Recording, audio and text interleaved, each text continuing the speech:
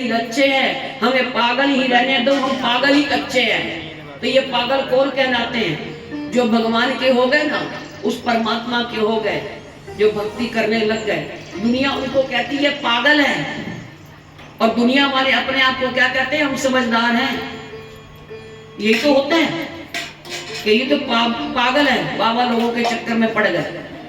सारा दिन सत्संग भजन भजन, बस दौड़ धूप इसी में ही है। लेकिन साधक क्या कहता है? हमें पागल ही रहने दो, हम पागल ही अच्छे हैं। क्यों?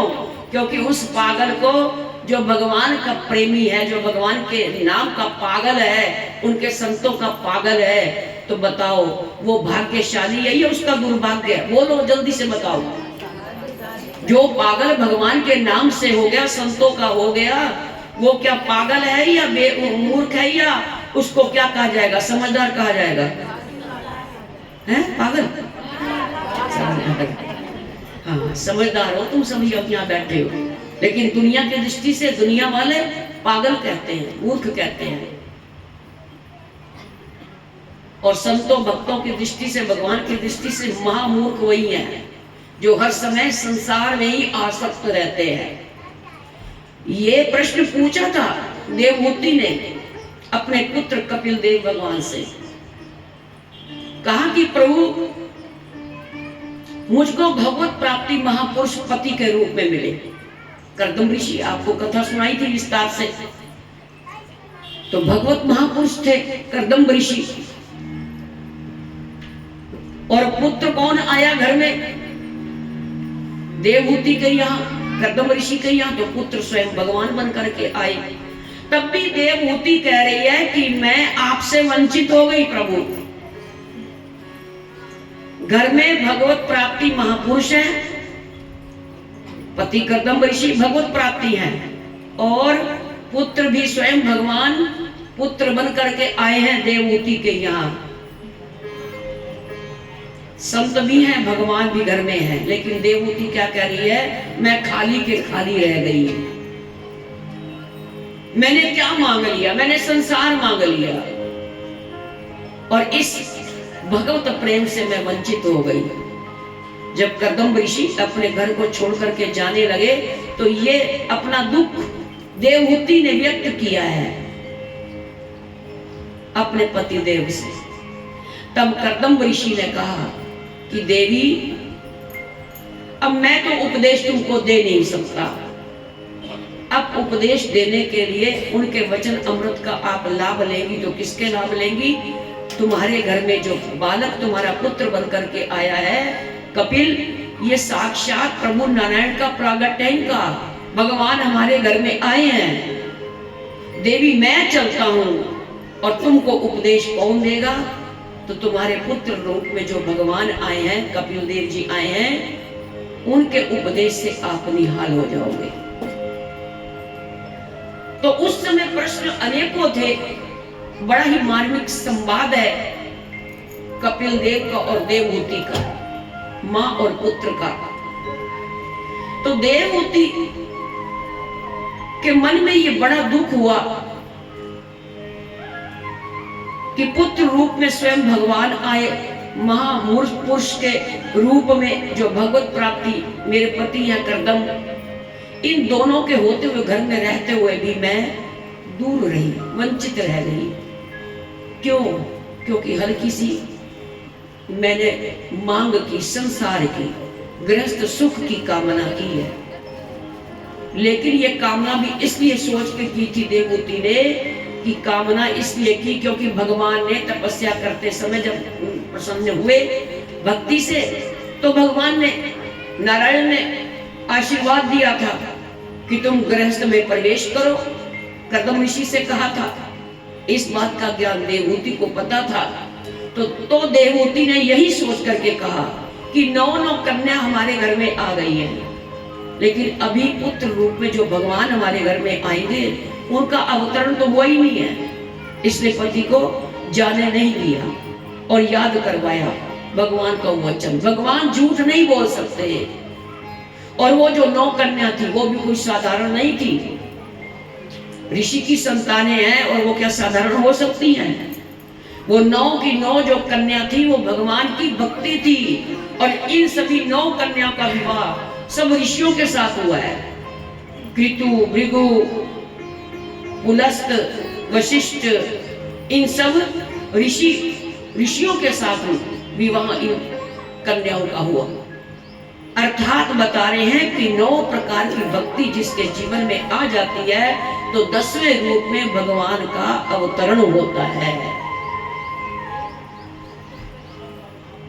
तो हमने इन कथाओं के माध्यम से इस बात को यही समझना है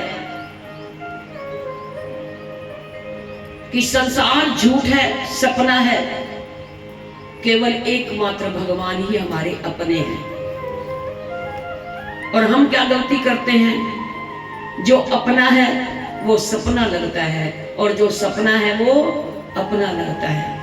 संसार सपना है और वो भगवान हमारे अपने हैं। संसार झूठ है, भगवान सत्य है, वो सच्चे हैं।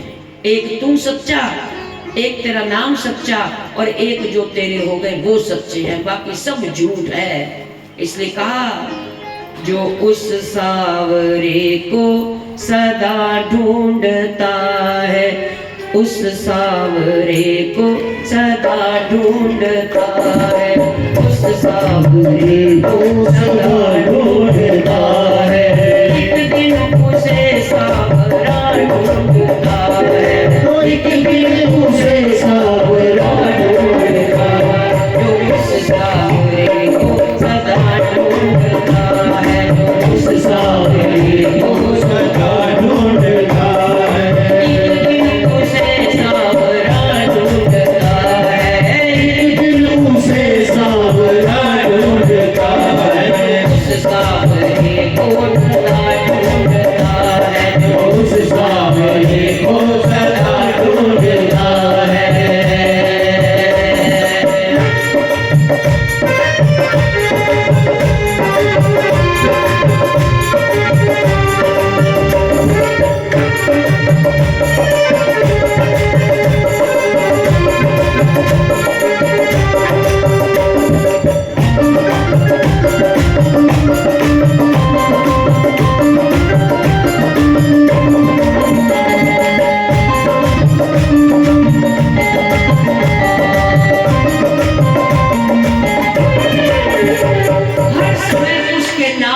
उसकी लीला, उसका रूप, उसके धाम का चिंतन करो। मन से इन 4 साधनाओं को पकड़ना है। पहला नाम, दूसरा रूप, तीसरा लीला और चौथी साधना धाम। इन चारों साधनाओं को अब हमको पकड़ना है। हमने अनेकों बार सत्संग किया है। अपनी साधनाओं को आगे बढ़ाते चलो, और आगे बढ़ाते चलेंगे। जो जो हमारा नाम में रस आने लग जाएगा, नाम में रुचि हो जाएगी, तो फिर नाम जप करते करते रूप का चिंतन करिएगा। ठाकुर जी के, श्री जी के चरणों का लेकर के और मुकुट तक, और मुकुट से लेकर के चरणों तक का चिंतन कीजिए। हल्का समय आपको चिंतन करवाती हूँ, केवल चरण का चिंतन कराती हूँ, क्योंकि कथा समझाना चाहूंगी कि कथा का सार क्या है। तो सर्वप्रथम चरणों से चिंतन प्रारंभ करें। तो ठाकुर जी और श्री जी मन की आंखों से देखो। भले ही आप अपनी आंखें बंद कर लो, मैं बोल रही हूं, आप सुनिए और सुन सुन करके उन बातों को अपने अंदर उतारिए। यही है चिंतन। हम कहते ना, लोगों की शिकायत है कि चिंतन करने में मन ही नहीं लगता। हरे राम राम राम हरे हरे, हरे कृष्ण कृष्ण कृष्ण हरे हरे, या राधा राधा राधा, जो भी आप नाम जप करते हैं उस नाम जप को निरंतर जप करते रहो, सतत जप होता रहे। और मन कहाँ पहुंचे? मन पहुंच जाए ठाकुर जी के चरणों में। और चिंतन कैसे करना है? देखो, जमुना के किनारे एक सुंदर सा सिंहासन है, और बड़ा ही सुंदर विशाल वृक्ष है। उस वृक्ष के नीचे सुंदर लाल रंग का मणियों से जड़ित सिंहासन है। और उस सिंहासन पर प्रिया प्रीतम गलबैया दे करके बैठे हैं। चारों तरफ सखियां चवर छत्र अपनी अपनी सेवाओं को लेकर के खड़ी हैं या स्तुति करते हुए सभी हाथ जोड़ करके सखियां स्तुति कर रही हैं। ये देखिए दृश्य, केवल गलबैया दिए हुए प्रिया प्रीतम और दोनों का परस्पर चंद्रिका और मुकुट, राधा रानी की चंद्रिका और ठाकुर जी का मुकुट, मानो मिलना चाहते हैं दोनों। क्यों? दोनों एक ही है, जो एक ही है वो दो हुए और ये दो से एक हो जाते हैं। वही है राधा कृष्ण प्रिया प्रीतम। इस सुंदर छवि के दर्शन करने चाहिए हर रोज। सोए सोए लेटे लेटे आलस आ रहा है, उठने को मन नहीं हो रहा। सुबह जब उठते हैं, नींद खुली तो बस मन की आंखों में यही दृश्य को लेकर के आओ कि बड़ा ही सुंदर विशाल कल्प वृक्ष है, मंत्र पीठ है, चारों तरफ सखियां खड़ी हैं और उस मंत्र पीठ के ऊपर गलबैया दिए हुए प्रीतम श्याम सुंदर और श्री जी बड़े ही प्रसन्न चित्त हैं।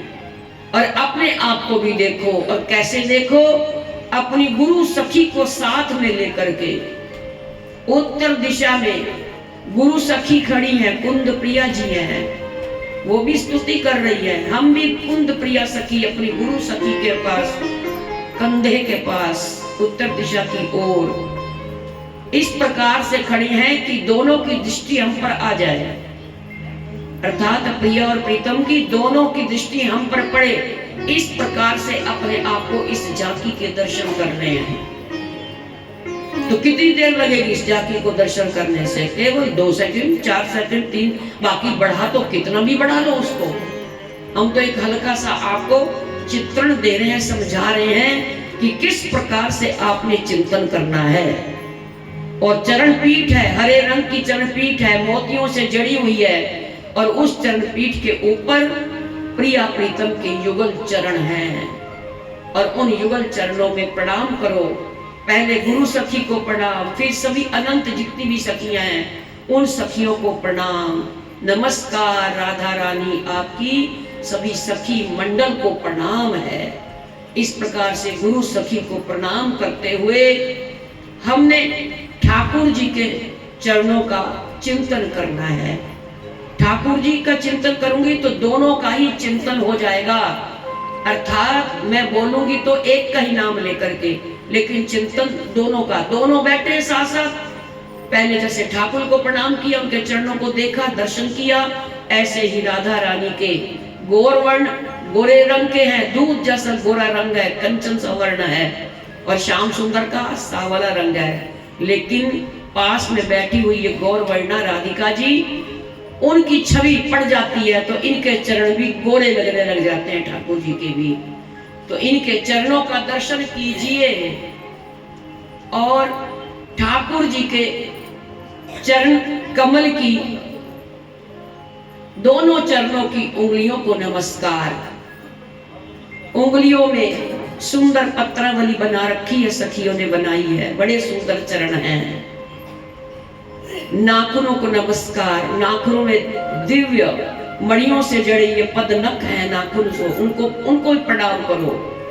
उनके सुंदर निकलते हुए प्रकाश को नमस्कार करो। राधा रानी की उंगलियां, दोनों चरणों की 8 उंगलियां हैं, 8 उंगलियों में बिछवे धारण किए हुए हैं, उनको नमस्कार। राधा रानी के चरणों के नाखूनों के जो अग्रभाग से प्रकाश निकल रहा है उसको प्रणाम। राधा रानी के चरणों में चित्रकारी मेहंदी की बनी है बड़ी सुंदर, उनको प्रणाम। राधा रानी के चरणों में पहनी पायल, बड़े ही सुंदर घुंघरू हैं, क्लीम क्लीम की ध्वनि हो रही है, सोने की जेहरी पहनी है, धारण की हुई है, उनको प्रणाम। चरण तले को प्रणाम, तलवों को, चरणों के तलवों को, लाल लाल चरण हैं राधा रानी के और श्याम सुंदर के, दोनों के चरणों को देखते रहो और एक एक करके अंग प्रत्यंगों के दर्शन करते हुए उनको नमस्कार करो, प्रणाम करो। और चरण तल में चिन्ह है, 24 चिन्ह है, कई संतों से सुना कि 48वें चिन्ह है, लेकिन मुख्यतः कहा कि 5 चिन्हों का चिंतन तो जरूर करना चाहिए। लेकिन जितने भी आपको